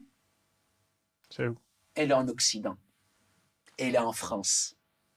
Elle est dans l'Occident. La pire des persécutions, c'est la persécution de l'abondance, qui est insidieuse. Elle est sournoise. Elle vient et elle endort les chrétiens, parce qu'on est dans le matérialisme, on est dans le confort, on est dans la génération Nutella et McDonald's, où aujourd'hui vous avez des chrétiens qui sont de plus en plus enfermés dans des fauteuils en cuir, 3 couches de cuir, et cette persécution, je dirais, c'est celle de l'abondance qui nous endort. Mais quand on est réellement persécuté, Au contraire, ça nous réveille, ça nous stimule et on sait à qui on appartient aujourd'hui. Jésus nous dit, malheur à vous quand on dira du bien de vous. Il faut faire attention aussi. Maintenant, est-ce que ma vie, quand j'ai signé mon contrat avec Jésus, est-ce qu'elle est en conforme avec la réalité du message de l'Évangile? Parce que le message de l'Évangile, frère Rachid, c'est un message qui dérange. Si dans notre vie spirituelle, nous ne sommes pas, je dirais, le chrétien, il ressemble pas au monde. Le chrétien, il est à l'inverse du monde. Et aujourd'hui, dans certaines prises de position, je dirais, qu'elles soient politiques, sociales et culturelles, je dirais quand je me prononce sur des choix de vie, sur certaines problématiques aujourd'hui dans la société, c'est clair qu'on est persécuté. Je dirais, aujourd'hui, dans le monde dans lequel on vit, on sera automatiquement persécuté, mais si dans le contrat que nous avons signé avec le Christ, on n'est pas persécuté, je me pose vraiment des questions. Je ne suis pas en train de dire, ne me faites pas dire ce que je n'ai pas dit. Je ne vous dis pas que si vous n'êtes pas persécuté, c'est parce que vous n'êtes pas des chrétiens. Il n'y a rien d'intrinsèquement bon, je dirais, dans la persécution. Mais quand même, si vraiment nous avons adhéré à Christ, si nous avons compris qui est le message de l'Évangile, automatiquement, on va être en porte-à-faux avec la mentalité et tout ce qui est en train de gouverner ce monde aujourd'hui. La persécution, elle ne vient pas simplement de telle ou de telle religion, mais la persécution, elle est dans le quotidien aujourd'hui. Quelle est ma prise de position face aujourd'hui à certaines idéologies qui sont en train de proliférer dans le monde aujourd'hui? On a parlé de toi comme un prophète pour les Marocains. Que Dieu me garde, ça. En France. Et lorsque j'ai lu l'article « Saïd, le prophète pour les Marocains », quelle est ta mission maintenant pour les musulmans, bien pour les Marocains, les immigrés, les Algériens, les Tunisiens, tous les Nord-Africains? Bien sûr, ma mission, elle est toute simple. Elle se résume, je dirais, en 2 commandements qui sont les plus grands. Quand j'ai expérimenté la puissance de Jésus, Jésus m'a donné 2 commandements. Tu aimeras le Seigneur ton Dieu de tout ton cœur, de toute ton âme, de toute ta force, mais aussi avec toute ton intelligence, et tu aimeras ton prochain comme toi-même. Problème Rachid, avant d'aimer son prochain, il faut s'aimer soi-même. Ça a été notre problème. On est cassé, on est brisé à l'intérieur. Il y a un travail de guérison, d'assainissement. Il faut que le médecin divin, c'est lui le vrai médecin, c'est lui le grand psychologue. Il est obligé de nous réparer, de nous construire, de nous fortifier. C'est seulement là qu'on peut aimer notre prochain. Et le 2e plus grand commandement, c'est aimer vos ennemis, bénissez ceux qui vous maudissent et faites du bien à ceux qui vous maltraitent. Mais pour moi, ma mission, elle n'est pas spécifique à une population. Je suis en France, j'aime les Français, j'aime, je dirais, les immigrés qui sont là. En France, vous retrouvez des Africains, vous retrouvez des Antillais, vous retrouvez des Nord-Africains. Moi, quand je rencontre quelqu'un, je dirais, je suis dans une atmosphère d'amour, de paix, de tolérance. Quand on me demande, mais Saïd, pourquoi tu t'es converti? Je témoigne à des Français comme je peux témoigner à des Nord-Africains, à des Africains comme à des Antillais. Mais quand on vient de me demander, mais Saïd, mais c'est quoi ton cheminement spirituel? Je partage ma foi dans une atmosphère d'amour et de liberté. Mais je ne suis pas là pour violer psychologiquement les gens ou alors pour essayer de les manipuler, je dirais, psychiquement pour profiter de leur faiblesse. Moi, je ne fais pas partie de certaines sectes, je dirais, dans d'autres religions qui sont en train de séduire ou comme ça. L'évangile, l'évangile d'abord, c'est quelque chose qui se partage avec amour, avec joie, mais dans une atmosphère de liberté. Et seul le Christ est capable de toucher les cœurs. Quelle est ma mission? Je dirais ma mission, c'est de rendre tout d'abord heureux mon épouse et mes enfants, de prendre d'abord soin de ma famille, de pouvoir, je dirais, les éduquer, leur donner le meilleur de moi-même. C'est de pouvoir aussi prendre soin aussi de mes parents et de ma famille qui est dans mon entourage. Et c'est de respecter le pays dans lequel Dieu m'a mis, qui s'appelle la France. Et j'aime la France et j'aime ce pays. Et je crois qu'il y a de grandes valeurs ici en France qui sont judo et chrétiennes que je dois aussi, je dirais, respecter. Mais ma mission aujourd'hui, c'est vrai que je suis consultant en prévention urbaine, ça c'est mon métier, je travaille dans différents quartiers sensibles en France, mais j'ai une autre casquette, c'est vrai que je suis pasteur. Je suis pasteur de l'église protestante en France. Ça, c'est un pasteur marocain. Pasteur d'origine. Et pourquoi pas? Pourquoi pas qu'il y aurait aujourd'hui des pasteurs marocains, des théologiens aujourd'hui qui seraient d'origine nord-africaine et qui seraient chrétiens? J'ai envie de vous dire, cher Rachid, avant même que l'Afrique du Nord, je dirais, soit envahie par les vagues musulmanes, cette terre, Jdodi, comme on dit, Jdodi, mes ancêtres, Saint Augustin, Saint Tertullien, Saint Cyprien, tous ces gens-là, toute cette contrée, je dirais de l'Afrique du Nord, était chrétienne. J'ai envie de vous dire que j'ai retrouvé mes racines chrétiennes, pas simplement culturelles, mais j'ai surtout fait une expérience avec le Christ. Et ça, c'est important pour moi. Le Christ, c'est une expérience. La foi, c'est du domaine du privé. Mais personne ne peut expérimenter ça dans son cœur et dans sa vie s'il ne le demande pas. Mais pour moi, ce que je demande véritablement aux gens, ma mission, c'est de leur dire si ton cœur est vide, si tu es fatigué, si tu es lassé. C'est facile qu'on dise, on catégorise, on communautarise, on dit ouais le christianisme ceci, cela, on met en exergue tous les défauts de l'Occident du christianisme, on pense que Jésus il est né à la Maison Blanche. Non, non. Avant d'écouter les critiques, les sarcasmes, tous les bruits négatifs, c'est de faire nos propres recherches. Si j'ai une épine ici dans la main, je ne vais pas la chercher dans le pied, il faut aller à la racine des choses. Et ce que je demande aux gens, c'est de commencer à faire attention à tout ce qu'ils entendent. Et tout ce qu'ils entendent n'est pas vérité. Tout ce qui est poudre aux yeux n'est pas vérité. Et ce qui est important pour moi, c'est que les gens recherchent la vérité, et la vérité, elle est dans le cœur. سعيد شكرا خويا شكرا خويا ربي يباركك سالينا البرنامج شكرا شكرا مشاهدين كنا مع شهادة رائعة للأخ سعيد أجيبو ألتقي بكم في حلقة أخرى وإلى اللقاء